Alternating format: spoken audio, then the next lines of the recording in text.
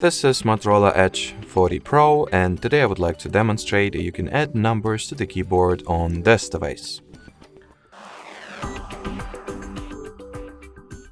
So firstly, you will need to launch the keyboard itself, then tap at the gear icon that you'll find at the top toolbar of your keyboard, or you can also go with different route. You can enable General Settings, App, then open System category, Languages and Input, then on-screen keyboard.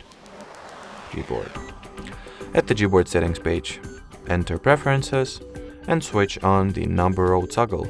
And once I will launch the keyboard again, you'll see that the separate number line above the keyboard characters was successfully activated.